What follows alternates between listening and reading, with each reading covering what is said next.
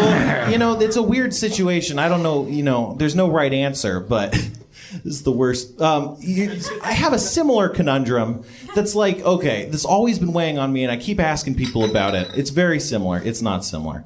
But if you walk into a bathroom and you saw cupcakes, like, would you eat them? Where are they? What do you mean if you saw cupcakes? Like, they're on that counter thing that the sink's on, probably. Are they in a plastic, case that's closed? They're in a plastic case, but it's not closed. What drugs are you on? None. I don't want to metagame, but are the cupcakes Gaza? It's not really, I guess, not very much like that conundrum.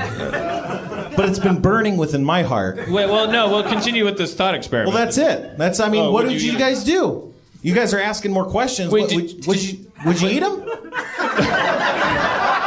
No, I would not eat cupcakes when I found in a bathroom. What about you guys? Homemade or store-bought? You couldn't tell. They look really well made. Wait, are we playing Dungeons and Dragons right now?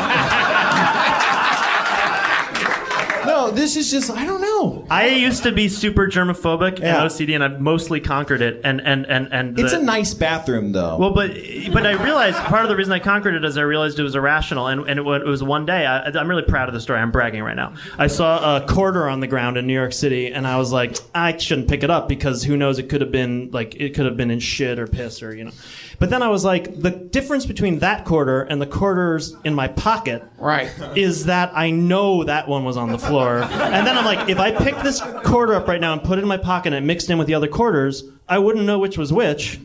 And I'm like, it's all, so with the cupcakes, no, I wouldn't eat them in the bathroom. What if you had a sack of cupcakes already and you didn't know where they were from?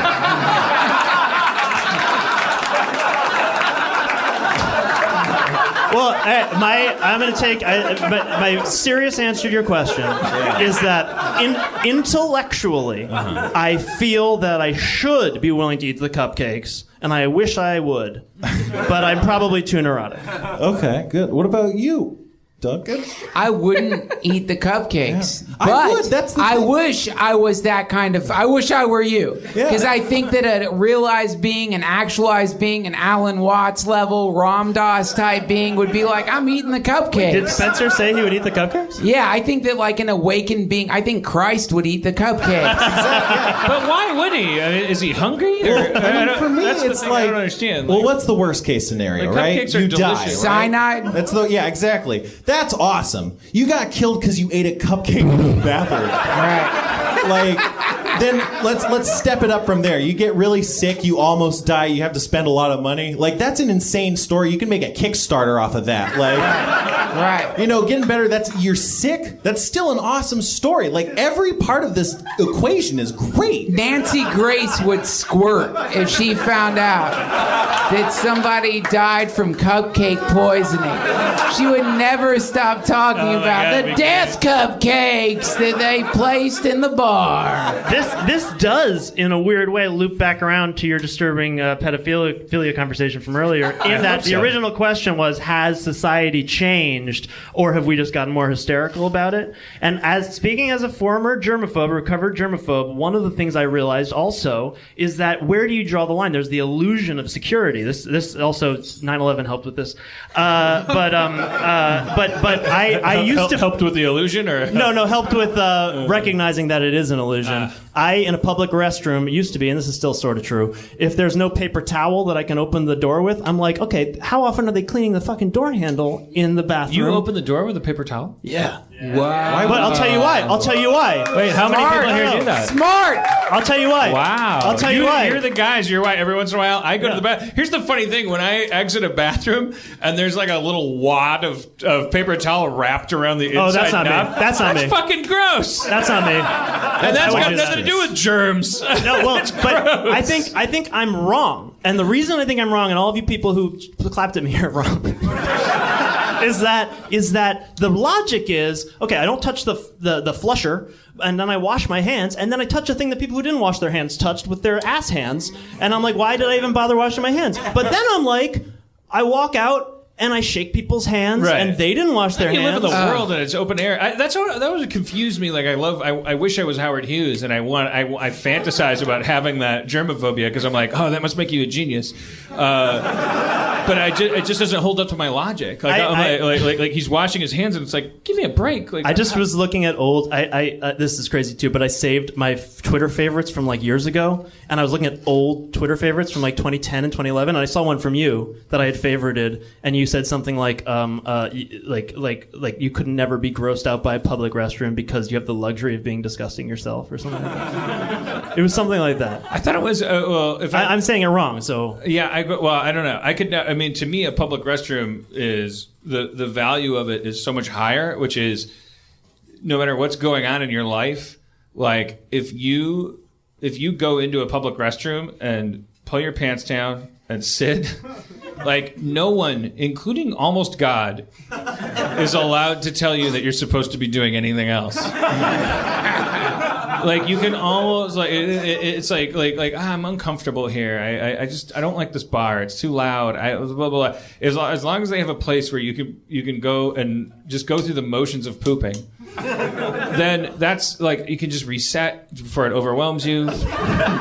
And the idea of being afraid of germs and taking that away from my life is like the value add is not good. Like kill me by germ then. Like I think you're right, because the odds that you're actually something's gonna. I had a shrink who asked me, he was like, "What are you exactly afraid of catching from a door handle in the bathroom?" And I was like, "Diseases." Yeah. And he's like, "No, well, what diseases?" And I'm like, I don't know. I mean,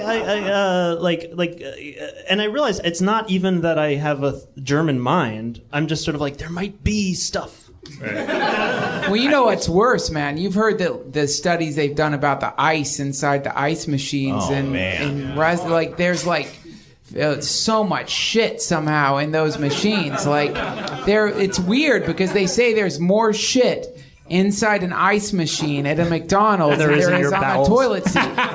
Well, on a toilet seat, there's nothing. There's nothing on a toilet seat. Yeah, but somehow, how does it get into the ice machine at McDonald's? It's on your fucking hands because you wipe your ass. There's shit on your hands.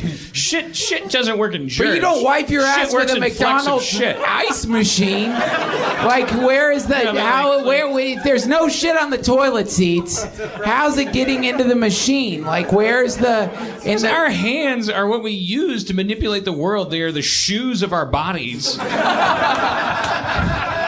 If we're gonna love each other and we're gonna hold hands and forgive each other and hug each other and shake hands and feed each other things and make each other food, we're gonna have to accept that we're eating each other's shit. And that's not like, it's like a certain amount of that stuff will make you sick. I mean, E. coli. Step one of the quarter thing, my recovery, step one was that quarter, and step two was being like, every once in a while people will be like, that every time you have eaten shit in a restaurant. Everywhere, and spiders and bugs and everything. And usually when you tell people that, their reaction is like, oh no. And my reaction is like, oh, well, then it's okay to eat shit. You know the thing? It is kind of okay to eat shit. Like, you could probably reasonably, like, take a bar of shit and take a Snowpiercer bite out of it. A Snowpiercer bar of fucking shit. And I'm like, you got a pretty good chance of surviving. Like your natural instincts are gonna make you go "Bah," because you're not supposed to eat your own shit. That's not gonna help you. Elephants do, because there's so much grass in their shit that elephant shit is not toxic to elephants. That's why everybody thinks they're so they're so lucky to get a shot of an elephant sticking its trunk up another elephant's ass, pulling a turd out, putting it in its mouth.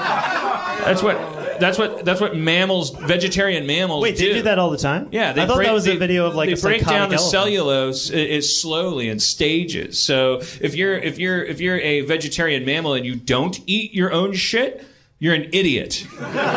Because that's dessert. That's like not dessert. That's like fucking. Yeah. That's how you survive. Per that, like protecting kids, kind of like we have to be terrified all the time of the. In that same vein, I forget what I was going to say.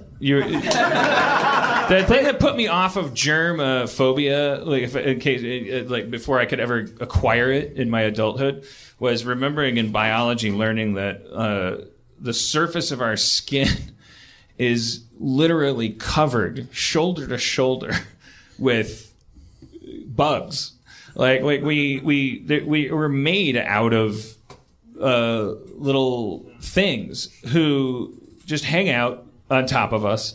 And the reason why they're so important is because if they move, there's a parking spot open for somebody that might fuck us up. Right. And we walk around with we're just fucking draped in. It's terrifying. It's like an H.P. mites. Lovecraft level existence where. But it's great. That's great. It's terrible to imagine that you're constantly being infected. But those are You're demons. not infected. They love it and they're on you, and then they live their lives, and they're most importantly like they have achieved something that humanity can't, which is a perfect society.